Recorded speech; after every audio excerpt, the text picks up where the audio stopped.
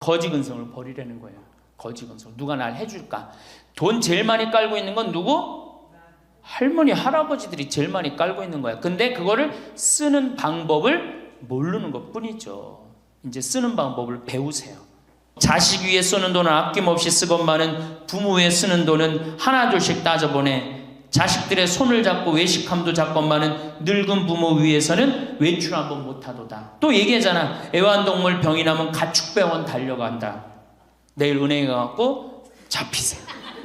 잡혀갖고 대출해갖고 한 달에 100만 원씩 딱딱 연금으로 이렇게 빼서 딱딱 쓰는, 돈 쓰는 재미로 늙어서 살아야지 그 재미 없으면 못 살아요. 그러니까 어떻게 죽을 수가 있는 거야? 꼴까닥 죽을 수가 있는 거야. 돈을 쓰다 죽어야지 꼴까닥 죽는 거지, 안 쓰고 가만히 있으면 바로 병든다는 거예요. 바로 병든다는 거예요. 열심히 살 때는 세월이 총알 같다 하고 쏜 화살 같다 하였건만 할 일 없고 쇠하니 세월이 가지 않는다 한탄하시더이다. 정신이 맑으면 무엇하리요?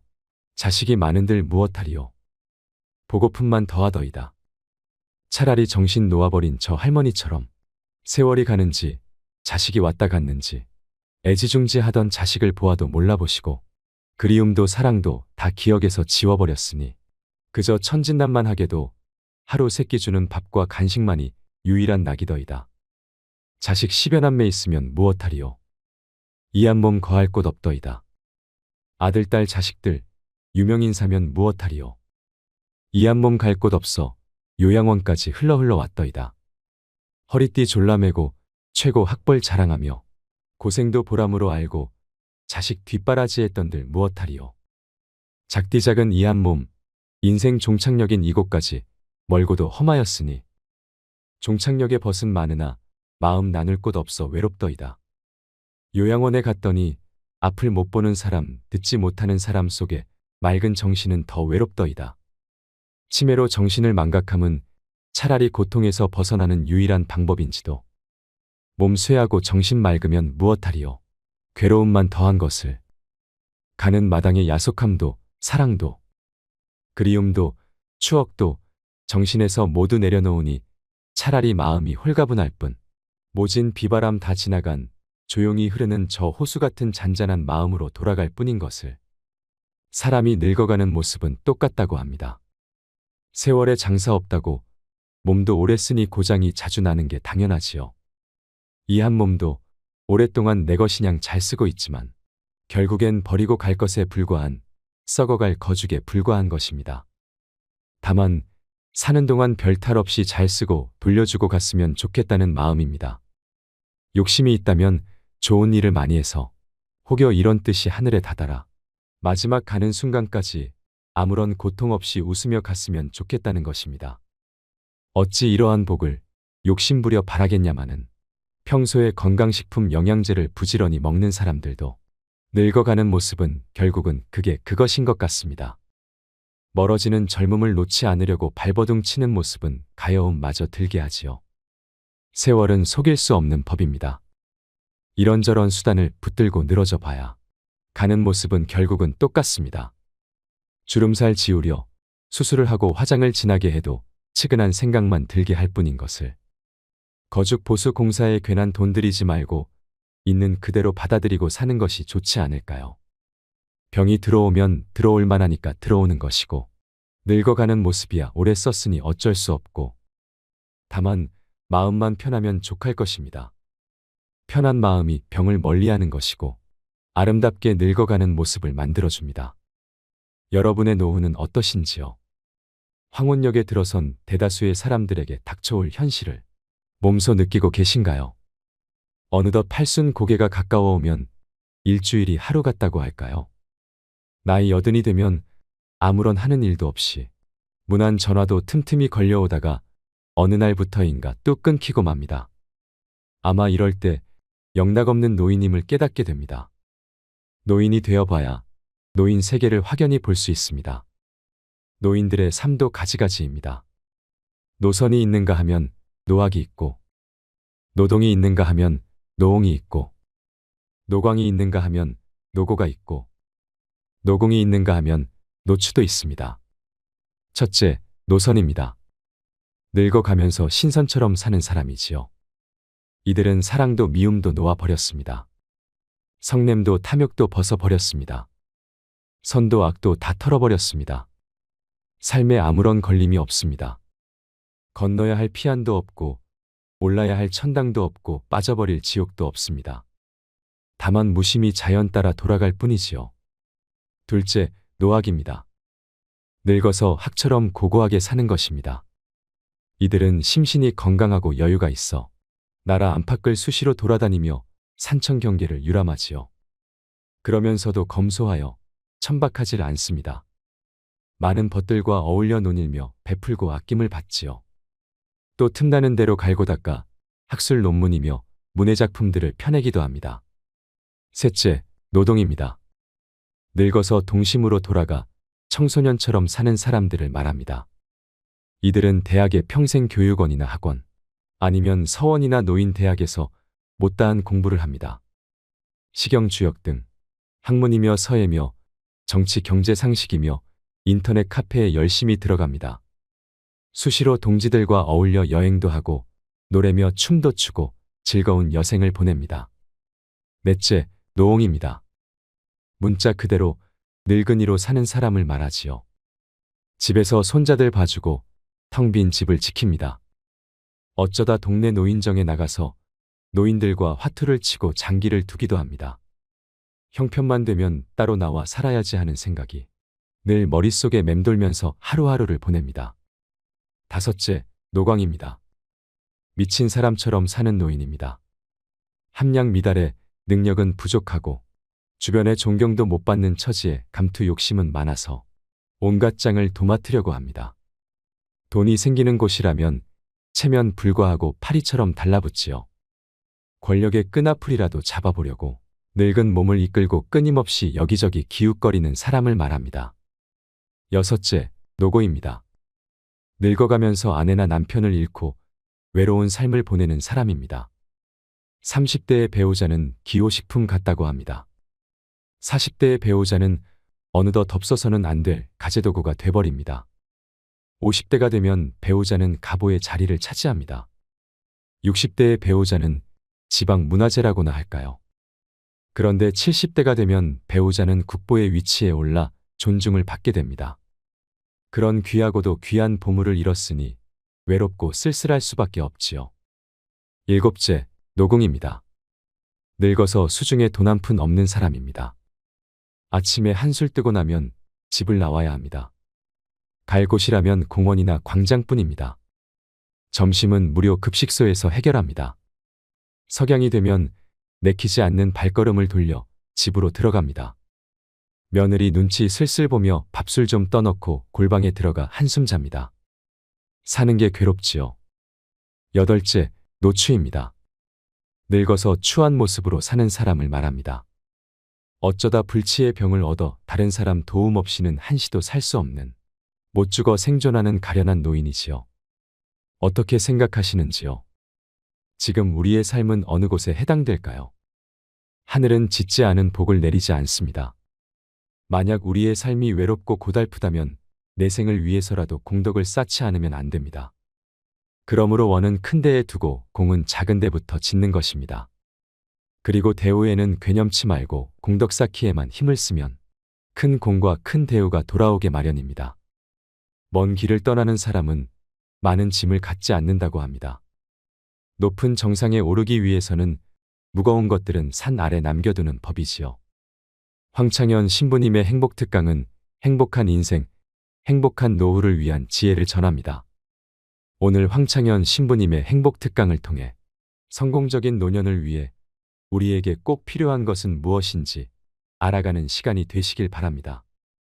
우리의 나머지 인생이 그리 초라하지 않으려면 내 노후를 현명하게 지키셔야 합니다. 영상이 마음에 드신다면 구독과 좋아요, 알림 설정 부탁드리겠습니다. 그리고 내 곁에 소중한 이들에게 이 영상을 공유해 주세요. 황창현 신부님의 행복특강, 지금 바로 시작하겠습니다. 부동산에 집착하지 마라. 늙어서 부동산에 집착하지 말라. 우리 할머니들 지금 안양 거기 그 주공하고 이 인공마을 그 개발돼 갖고 지금 아파트 한 채에 3억, 4억, 5억 한다 그러죠? 그러면 할머니들이 지금 4억짜리 아파트 살 이유가 있어요? 4억짜리 살 아파트가 있어요? 그걸 팔으라는 거예요. 그거를 팔고 어떻게? 15평, 20평으로 가라는 거예요. 지금 3번에 보면 50평, 이 은퇴한 할머니, 할아버지들이 50평에 사는 할머니들이 무지 많아요. 그 50평이 밥 먹여줘요? 뭐만 나와? 관리비만 더 나올 거 아니야. 관리비만. 근데 어떤 할머니들이, 그런 할머니들이 있어. 자식들이 찾아오면은 집이 넓어야 되지 않느냐고. 자식들이 1년에 몇 번 찾아오는데 1년에 두세 번밖에 더 와요? 추석 때, 생일 때, 그 다음에 설 때, 그 외에는 거의 안 찾아온단 말이에요. 그걸 위해서 50평짜리를 그냥 깔고 앉아서 20년, 30년 앉아 있는다는 건 말도 안 되는 거예요. 그러니까 미국은 부동산이 30%, 금융이 70%라는 거예요. 그러니까 만약에 좁은 집에 해갖고 은행에다가 이 집 3번에 뭐 5억, 6억이라는데 그거 은행에다 넣어놓으면은 어머니, 아버지 인사 갈게요. 그래, 인사 오면 내가 호텔로 와라. 호텔에서 내가 맛있는 거 사줄 테니까. 그리고 먹어서 보내요. 그걸 뭘 집에서 그걸 기다리고 있어요. 그래서 부동산 지금 영모기지론이라는 거 아시죠? 자, 지금 4억짜리 아파트를 팔았어. 그럼 2억짜리 하나 그냥 얻으라는 거예요. 그 임대 아파트든지 조금만 아파트를 줄여서 가라는 거예요. 그러고 난 다음에 2억은 은행에다 넣으면 1억을 은행에다 넣으면 어떤 상품이 있느냐면 1년에 100만 원씩 나와요. 한 달에 100만 원씩. 그래갖고 이게 10년 동안 나와요. 10년 동안. 10년 후에는 1억 없어지는 거예요. 근데 할머니들 한 달에 100만 원 나오면 쓸만해, 안 쓸만해요? 쓸만하죠? 예. 만약 2억을 집어넣으면 어떻게 나올까? 한 달에 얼마가 나와? 200만 원이 나오는 거예요. 200만 원 다 써요? 못 써요? 못 쓰죠? 그럼 한 50만 원은 혹시 10년 후에 또 살지 모르잖아. 그러니까 그것도 은행에다 연금으로 또 하나 묶어두라는 거 10년 동안. 그럼 10년 후에 또 나온다는 얘기예요.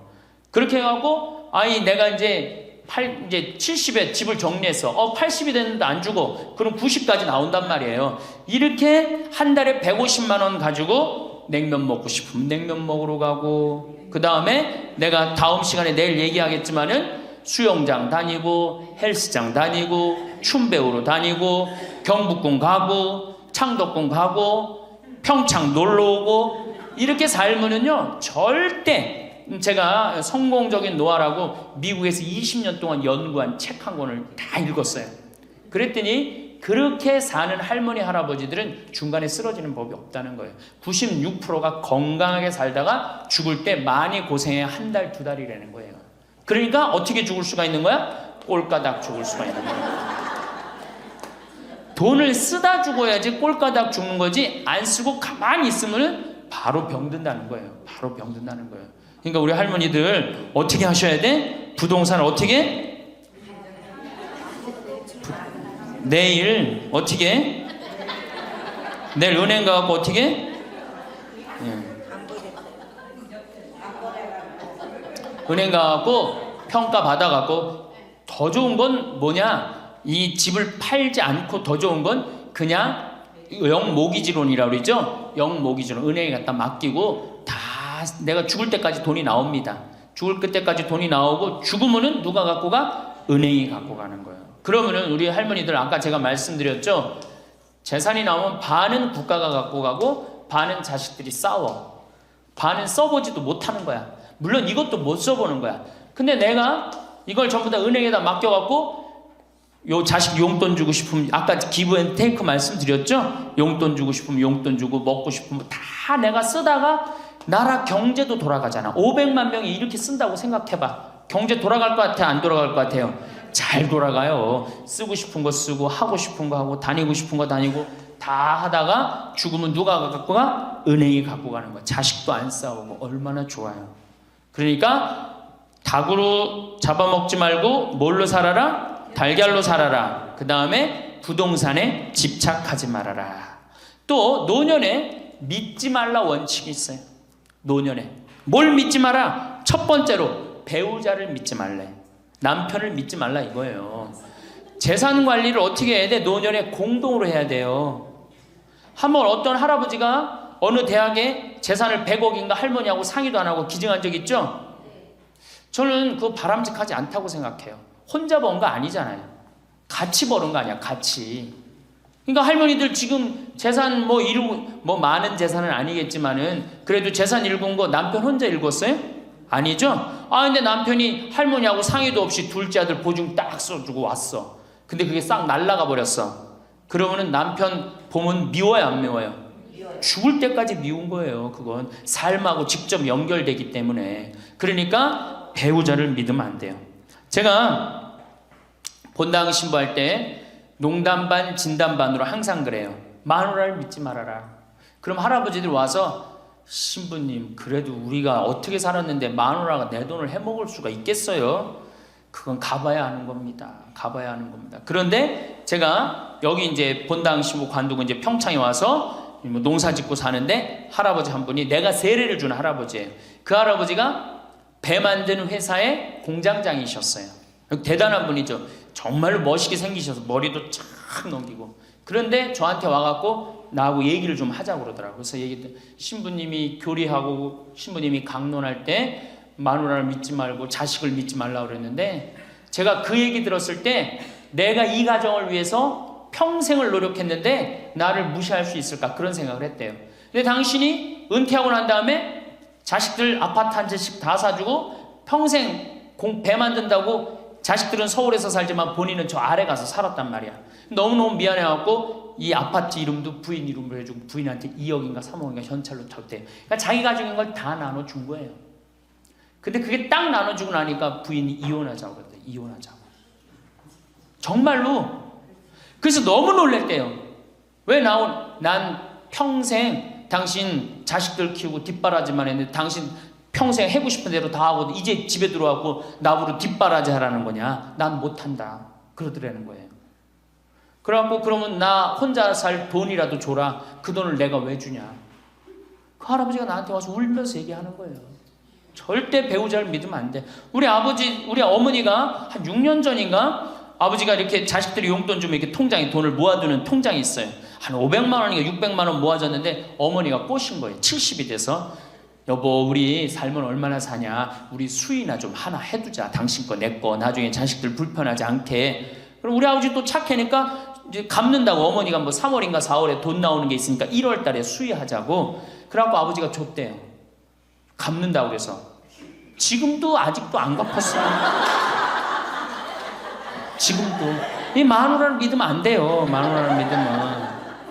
그리고 또 한 가지 중요한 거. 수의해놨는데 지금 6년 전인가 7년 전에 600만 원인가 700만 원짜리 2분 수의해놨는데 그거 지금 죽지도 않고 그거 장롱에서 썩고 있어. 썩고.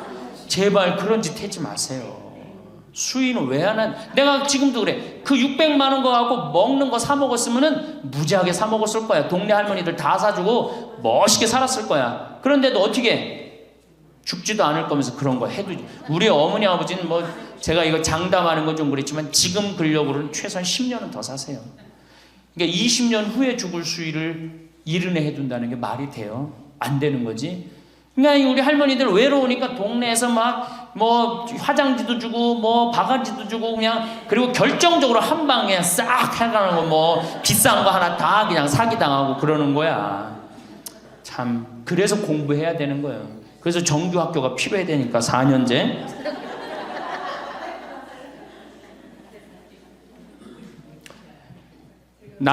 배우자를 믿지 마라. 두 번째 누구를 믿지 마라? 자식을 믿지 마라. 올해 아주 재미난 통계가 하나 나왔어요. 자식을 고생해서 이 자식을 다 키웠잖아요. 자식이 생활비로 지원받는 게 70 넘은 부모님들이 자식한테 1년 동안 생활비 지원받는 게 100만 원이야. 100만 원. 40%의 부모님들이 자식한테 1년에 100만 원 지원받아요. 100만 원 지원받으면 한 달에 얼마일까요? 7만 원도 안 돼. 8만 원, 8만 원. 대학 졸업한 자식이 지원해 주는 건 얼마일까요? 대학 졸업한 자식이 146만 원이에요. 대학 졸업한 자식이. 그러니까 대학 졸업한 자식은 대학 안 졸업한 자식은 9만 원 정도 부모한테 대주고 대학 졸업한 자식은 11만 원, 2만 원 정도 대주는 거예요. 대학 보내나 안 보내나 늙어서는 어떻게? 똑같아. 그러니까 내가 자식 대학 보냈다고 호강할 거다. 그런 생각하지 말라는 거예요.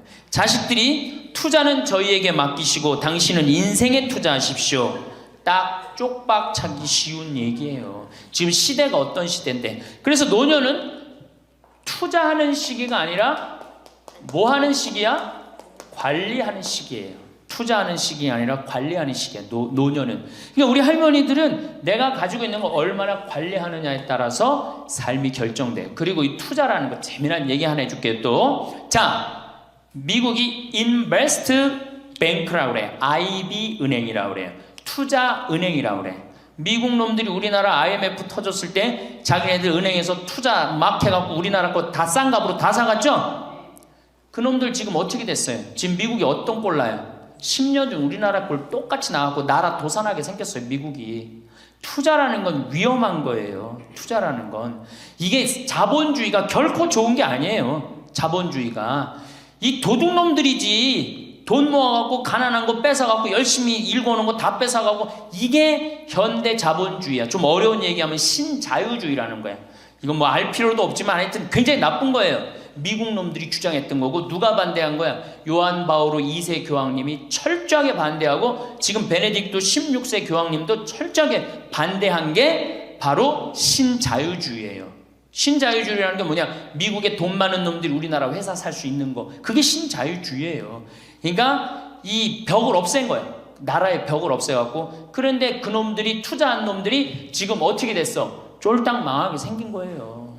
그러니까 지금은 어디든 내가 가지고 있는 걸 잘 관리하는 게 훨씬 중요한 거예요. 우리 할머니들 지금 뭐 어디 땅 사갖고 땅값 좀 뭐 하려고. 내가 아파트 지금 내가 어떤 할머니를 보니까 83살인데 판교에 청약을 했어. 판교에 청약을. 그럼 83살 먹은 할머니가 판교에 청약한 이유는 오로지 뭐 하나야? 자식한테 물려주려고 그러는 거. 왜? 10년, 뭐 지금은 또 제도가 바뀐다고 그러지만 10년 동안 그 판매를 못하게 돼 있어요. 아파트를 한번 사도. 안타까운 거죠. 그거 할 돈 있으면 10년 동안 할머니 시컨 쓰다 죽어야 되는데 죽으면서까지 누구 생각하는 거? 우리는 자식들 생각하는 거야. 참. 근데 그 자식들이 그런 부모를 안 하냔 말이야. 아까 시 읽은 것처럼 자식 위에 쓰는 돈은 아낌없이 쓰건만은 부모 위에 쓰는 돈은 하나둘씩 따져보네. 자식들의 손을 잡고 외식함도 잡건만은 늙은 부모 위해서는 외출 한번 못하도다. 또 얘기하잖아. 애완동물 병이 나면 가축병원 달려간다. 그러니까 우리 할머니가 10번째라고. 맞아요. 그 자식들한테 뭘 그렇게 해대냔 말이야. 제발 그러지 마세요. 다 쓰다가 남으면 누구한테 갖다 줘? 한시모님한테 갖다 줘. 한시모님한테 갖다 주기 싫으면 나한테 갖고 오든지. 아니면 나한테 갖고 오기 싫으면 어디에 갖다 줘? 복지시설에 갖다 주고 돌아가세요. 자식한테 주지 말고. 자, 인간은 살아있는 동안 기필코 노년기를 맞이할 수밖에 없다. 각기 연령층에 따라 특별한 은총을 갖고 있기에 늙는다는 것을 굳이 슬퍼할 이유는 없다. 늙었다는 것이 어떤 특별한 자랑이 될 것도 아니련만 고집들이 보통이 아닌 것이 오히려 서글프다. 늙어서 친구들이 더 그리우면서도 만나면 너그럽게 이해하고 보살펴 하련만 남의 탓 들춰내면서 자기 우정의 교류를 단절시키는 것이 아쉽다. 자꾸 나이를 먹으면 단절을 한단 말이야. 그러지 말라는 거예요. 마음도 넓게 가지고. 살아온 길이 각기 다르기 때문에 너와 내가 서로 다름을 깊이 인정하여야 하지만 자기만의 삶의 길이 옳은 것인양 우쭐대는 모습이 우습다. 늙어서는 새롭게 만나게 되는 사람도 점점 적게 된다는 것을 알고 만났던 사람들에게 더욱 애정을 쏟으면서 만났던 것을 아름다움으로 간직하고 소중하게 여겨야 한다. 그러니까 우리 할머니들 비산동 성당에서 10년, 20년 같이 다 사귀어왔던 친구 아니에요? 그러니까 누구한테 더 각별해야 돼? 친구들한테 더 각별해야 된다는 거예요. 지난 세월의 삶이 소중한 것이고 거룩한 것이기 때문에 지금 흐르는 이 순간들을 정성을 들여 값지게 살아야 한다. 그러니까 지금 값지게 살아야 된다는 거예요. 값지게. 예. 그 구리에 있는 성 베드로 대학이라는 구리 성당에 있는 성 베드로 성당에 강의를 갔어요. 그랬더니 강의하기 전에 할머니들이 다 일어나더라고. 봉사자들이 딱 앉더니 수업하기 전에 한 번씩 노인 10계명을 딱 하는데 그분들이 정한 것 같아. 근데 너무 멋있더라고. 그래서 요거 읽어 한번 드릴게요. 1. 당황해하거나 성급해하지 말고 뛰지 말라. 나이를 먹으면 자꾸 당황할 때가 많죠. 그렇죠? 그리고 막 여기 할머니들 여기 와갖고 방이 어딘지 모르고 막 옥상으로 올라가는 할머니들도 있어요. 그런데 그럴 때 어떻게 당황해하지 말고 성급해하지 말고 물어보면 돼. 근데 나이를 먹으면 자꾸 당황을 하고 성급해. 그리고 안 되면 그 다음에 신경질을 부려요. 왜 이러느냐고. 할머니들 아까 저 밑에서 여기 위에 올라올 때 힘들었어 안 힘들었어요? 그 여기 모든 할머니들이 우리 계단에 올라올 때 막 승질을 내. 힘들다고. 이렇게 꼭대기에 있느냐고. 관광버스 여기까지 끌고 올라오지 왜 우리를 저기 밑에서 내려놓냐고. 힘들면 쉬었다가 올라오고 힘들면 쉬었다가 올라오고 힘들면 쉬었다 올라오면 되지. 그러니까 절대 당황하지 말라는 거예요. 두 번째, 자식이 무엇을 해줄까를 기대하지 말라. 참 좋은 얘기 같아. 그러니까 할머니들이 서서 이걸 다 외우더라고. 자식이 뭘 해줄까 기대하지 말라. 거지근성을 버리라는 거예요. 거지근성. 누가 날 해줄까. 돈 제일 많이 깔고 있는 건 누구? 할머니 할아버지들이 제일 많이 깔고 있는 거야. 근데 그거를 쓰는 방법을 모르는 것 뿐이죠. 이제 쓰는 방법을 배우세요. 내일 은행에 가갖고 잡히세요.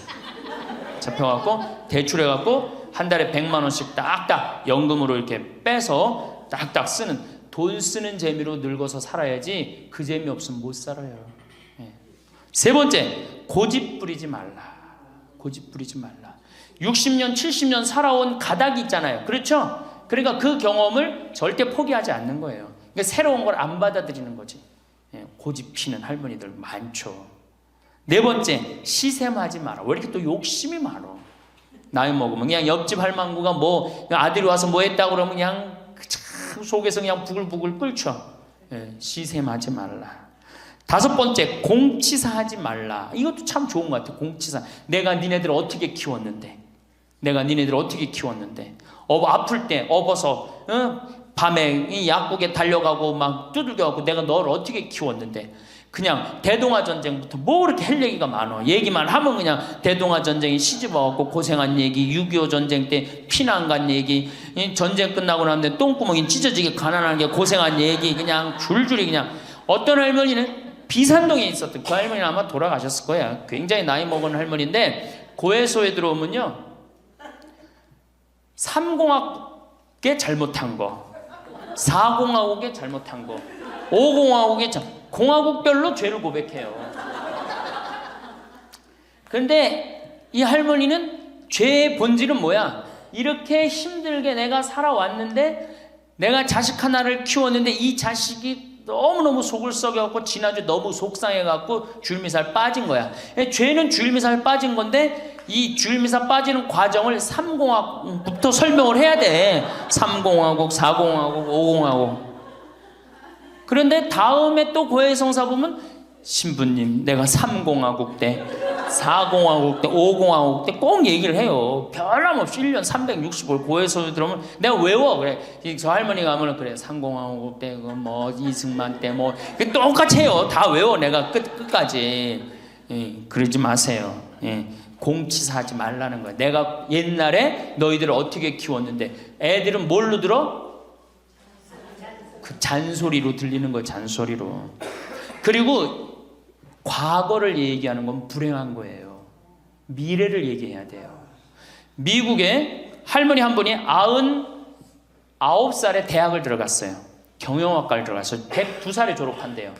네 할머니 꿈이 뭔지 알아요? 102살에 졸업해갖고 취직해갖고 그거 버는 돈으로 아프리카의 어려운 애들 도와주는 게 꿈이야. 이 할머니는 99이라도 나가보기에는 할머니 아니에요. 대학생이지. 나이는 숫자에 불과한 거예요. 나이는. 그러니까 우리 할머니들 과거 얘기하지 마라. 뭘 얘기해? 미래. 앞으로 뭘 할 거다. 내가 앞으로 3년 동안 돈 모아서 성지순례 갈 거다. 3년 동안 돈 모아서 내가 제주도 이시돌 목장 갈 거다. 내가 돈 모아갖고 뭘 할 거다. 미래를 얘기하란 말이야. 과거 얘기하지 말고. 심은 우리가 다 살았는데 다 살게 뭘 다 살아. 아직도 20년, 30년 남아있는데. 여섯 번째, 날마다 샤워하라. 이것도 참 멋있는 것 같아. 날마다 샤워하라. 안 씻고 사는 할머니들 많죠? 그렇죠? 근데 날마다 샤워하는 거 참 좋은 것 같아. 날마다 속옷을 갈아입어라.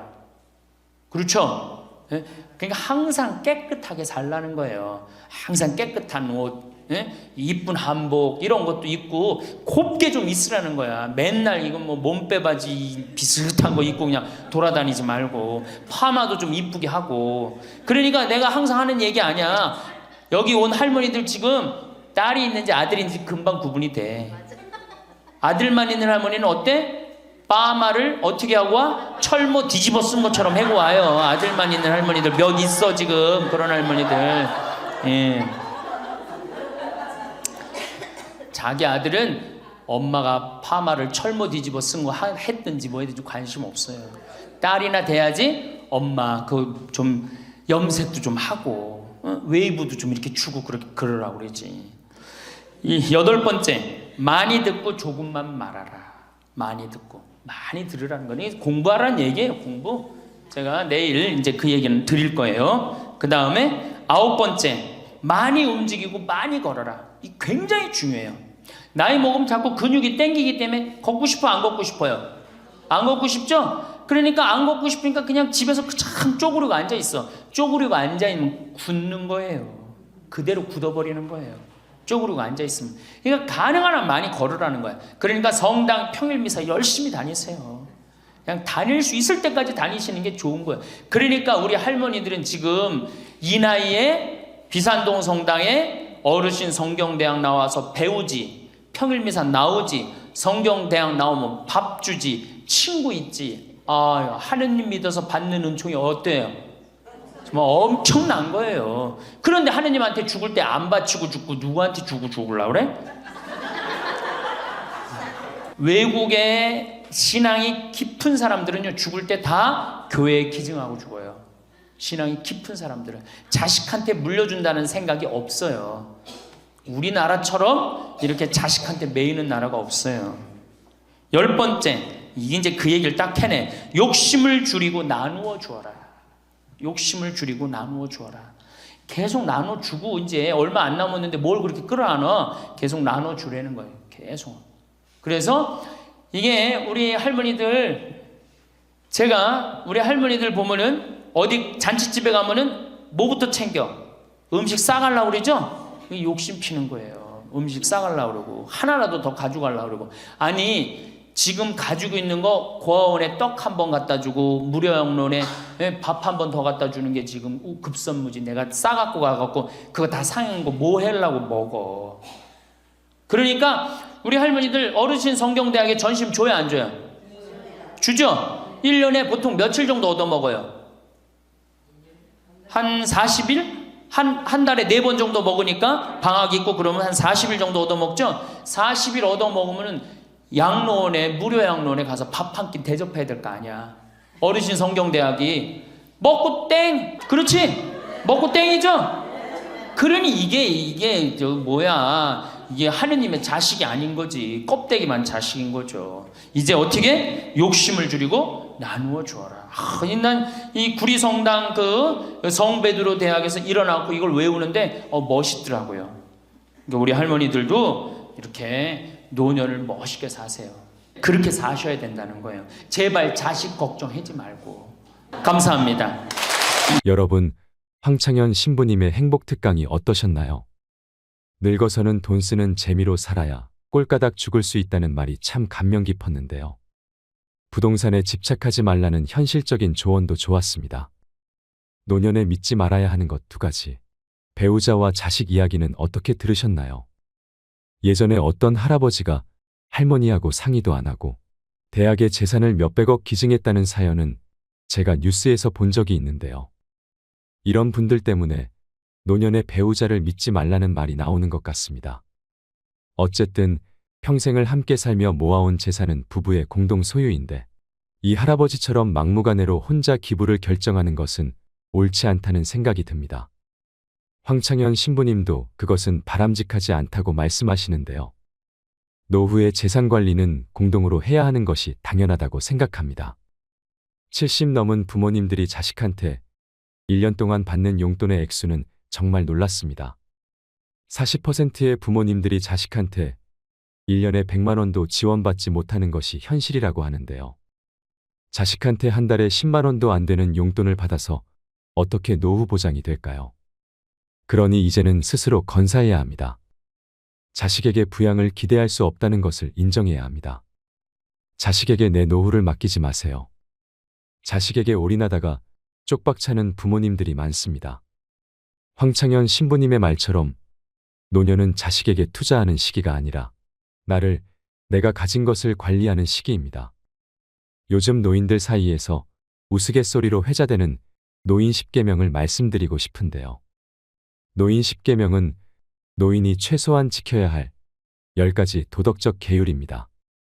허물없는 노인들 사이, 흔히 술자석에서나 하는 푸념이지만 노인에 대한 공경심이나 권위가 실추되고 있는 현실에서 귀담아 들을 만한 경고입니다. 노인 10계명의 첫 번째 계명은 자식한테 효를 기대하지 마라입니다. 까마귀 새끼가 자란 뒤에 늙은 어미에게 먹이를 물어다 준다는 소위 반포지효는 이젠 먼 태고적 전설처럼 잊혀져 가고 있습니다. 진자리 마른 자리 가려가며 고이 기른 자식도 부모를 늙음하게 제대로 모시기는커녕 귀찮게 여겨 동네 요양원에 버리다시피 방치하는 세태입니다. 둘째, 남 앞에서 자식 자랑을 하지 마라입니다. 옛말에 마누라 자랑하는 놈은 온병신이고 자식 자랑하는 놈은 반병신이라 했습니다. 사람의 기륭화복은 세옹지마입니다. 그만큼 현재의 잣대로 자식을 남 앞에 치켜세우지 말라는 것입니다. 셋째, 남 앞에서 아는 척, 잘난 척 하지 마라입니다. 나이 70이 넘으면 한때 잘나갔던 사람이나 그저 평범하게 살아온 사람이나 그게 그거고 50보 100보 처지입니다. 괜시리 힘주어 보아봤자 남이 알아주지도 않을 뿐더러 자신만 외롭습니다. 넷째, 돈 있다고 자랑 말고 뻐기지 마라. 인생 80이 넘으면 돈 쓸래야 쓸 것도 없고 맛있는 음식조차 갈수록 솥에 씹는 듯 합니다. 돈이 억만금 있어도 얼마 남지 않은 여생에 비추어 보아 몇 푼 쓰지도 못하고 세 평 남짓한 땅만 차지한 채 귀소합니다. 다섯째, 공공장소에서 목청 높이지 마라입니다. 허리는 꾸부정, 걸음걸이도 휘청휘청, 눈은 침침, 귓속은 윙윙거리는데 웬 목청만 그리도 높고 요란한지 마치 자기 집 안방이냥 행세합니다. 조용히 세상사를 음미하고 관조하듯 여생을 즐기세요. 여섯째, 지난날에 화려했던 한때를 내세우며 되씹지 마라입니다. 왕년에 그래도 내가 한 자리 한 몸인데 어쩌고 저쩌고 하며 허세 부리는 노인네일수록 별 볼 일 없는 친구입니다. 고매하고 훌륭한 인품의 노인은 어디서나 낭중지추처럼 은은하게 지적 향기를 내풍깁니다. 일곱째, 지하철이나 버스 안에서 노골적으로 빈자리를 노리지 마라입니다. 경로석이 마치 자신만의 전용석이나 되는 듯 승차하자마자 두 눈을 두리번거리고 좌석에 양보를 바라는 듯한 행동을 보이지 말아야 합니다. 이미 앉아있는 사람도 나름대로 다 사정이 있고 이유가 있을 터입니다. 여덟째, 대중이 있는 장소에서는 일행 중 다른 사람을 부를 때 의식적으로 고위직 직함이나 교수 박사 등의 호칭을 외치듯 부르지 마라입니다. 높은 직함을 부르는 것이 자기와 동일시하고자 하려는 심리적 언행일지라도 듣는 다른 사람에게는 거부감과 불쾌감을 자아냅니다. 아홉 번째, 자식에게 가진 재산을 몽땅 털어 넘기지 마라입니다. 재산을 자식한테 전부 넘겨주고 얹혀 살며 눈칫밥이나 얻어먹고 쥐꼬리만한 용돈이나 타쓰는 처량한 신세는 상상만 해도 끔찍스럽습니다. 열 번째, 맡고 있는 공식적, 비공식적 직위를 모두 내려놓아라입니다. 자기 소유의 기업체가 되었건 공공단체 명예직 감투가 되었건 80세가 훨씬 넘은 노인네 입장에서는 다 부질없는 거추장스러운 자리입니다. 얄팍한 자리에 연민을 두고 붙들고 있는 것은 노추고 노탐입니다. 구구절절 옳은 이 말을 그리 쉽게 실천하지 못하는 주책 없는 사람들이 많습니다. 새삼, 올라갈 때 보지 못한 그 꽃, 내려갈 때 보았네라는 짧은 시문에 담긴 깊은 뜻을 헤아리게 됩니다. 이제라도 인생 마지막 황혼길 아름답게 장식하시길 바랍니다. 마지막으로 황창현 신부님께서 들려주신 노인 10계명을 되새기면서 영상을 마치겠습니다. 첫째, 당황해하거나 성급해하지 말고 뛰지 말라. 둘째, 자식이 무엇을 해줄까를 기대하지 말라. 셋째, 고집 부리지 말라. 넷째, 시샘하지 말라. 다섯째, 공치사하지 말라. 여섯째, 날마다 샤워하라. 일곱째, 날마다 속옷을 갈아 입어라. 여덟째, 많이 듣고 조금만 말하라. 아홉째, 많이 움직이고 많이 걸어라. 열째, 욕심을 줄이고 나누어 주어라. 하나도 버릴 말이 없는 것 같습니다. 이 영상을 보시면서 어떤 깨달음을 얻으셨는지 댓글로 여러분의 소중한 의견을 공유해 주세요. 다양한 사람들과 허심탄회하게 이야기 나누면서 의미를 한 번 더 되새기신다면 가슴에 더욱 남을 것입니다. 이상으로 책틀맨이었습니다. 지혜를 쌓는 당신의 오늘이 아름답습니다. 더 좋은 영상으로 찾아뵙겠습니다.